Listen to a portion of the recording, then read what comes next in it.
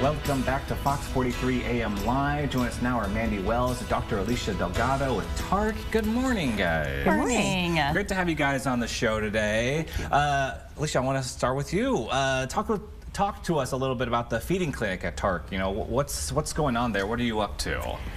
Well, we are continuing to work very, very hard to serve as many kids in the community as we can. We at TARC have a very consistent, commitment to providing services to as many families as we can. We have our Children's Services program, which is the Birth to 3 program where we serve kids in their natural environment at no cost to families. Through that Birth to 3 program, they have access to speech pathology, OT, PT, social work, nursing, dietitians. We have a huge team of professionals that serve those families at home and in their daycare communities or grandmas, wherever they are, because we know that our infants and toddlers learn the best in their natural environments, as you well know. Yes, all you like being home. Yes, as a young father. And that commitment to serving the youngest of our community just continues on into the feeding clinic that has been up and running for around 12 or so years now. And that's really designed for the children in our community that have had a lot of medical complexity, or they have gotten newer diagnoses later in those toddler years that impact their feeding to where they could just be getting started or still have a lot of work to do to be able to learn how to eat and swallow safely so that they can participate in school and in their environments at home and out in the community, just like the rest of their peers. But a lot of our kids still really have a lot of work to do in that area, and there really wasn't access for that when we opened the feeding clinic. And so we just continue to grind away every year at figuring out more creative ways to provide access to more and more kids where they come and work with us in our feeding clinic.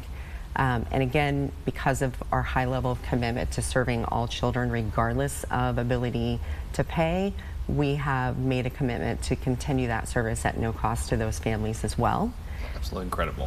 Which is, I mean, as a provider and someone who serves these children, it was a dream come true to know that at no point did I have to tell a family that they couldn't access what they were desperately needing because of resources. And nowadays, it's even more important to be able to provide that and remove those barriers. And it was a huge commitment to this community that began with our founding families 71 years ago that we continue to put at the front of every conversation as we're building programs and meeting the needs that the community has. So we do accept donations that will continue to support that mission of providing that service to every family. And the difference that these services make in these kids' lives and with these families is profound. Of course. And while we're talking about kind of the services that you guys are providing, obviously it's winter, big things coming up here soon. Maybe we haven't heard about it yet. Coming. Well, from the perspective of a service almost, what is the impact of Winter Wonderland that it has on the families going to visit, have you seen?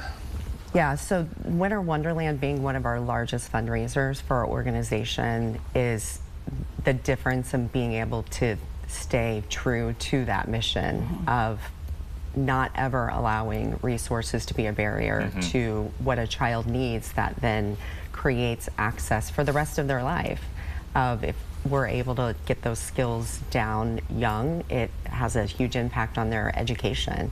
A child in a classroom who's struggling to take in enough calories because of eating difficulties doesn't learn as well. So it truly has a giant impact. And the only way we can continue to stay this true to our mission is through our fundraising efforts. And Winter Wonderland is a tradition that my husband and I did with all 5 of our kids, their entire childhood, and it's something we continue to do with our grandchildren. It's just the coolest way to continue a family tradition, knowing that you are creating access for kids right here in your own community. And often kids right next door That's wonderful. that wouldn't be able to have that access out. You enjoying your warm car ride through Winter Wonderland every year. Yes. Mandy, real fast. Yes. How are things coming? They're great. We are in our second and final week of setup. We open on Wednesday, November 26th and run through December 31st. And you can find all the information of the hours and the dates we're closed, but real quick, Sundays through Thursdays, we're open 6 to 9, Friday and Saturday, 6 to 10, and we are closed to the public the first 3 Mondays. So yeah, no, it's coming along great. I also have on our new shirt that we've got, because we also have a new display, and it's the snow globe with the snowman in it. Wonderful. So it's going to be very exciting. They just got it set up yesterday, so I got to a little see it. And, preview of it. Yep, Okay, I'm very excited to check it out. Yes. Very excited for, again, the Topeka Christmas tradition of Winter Wonderland. It's going to be so much fun. Yes.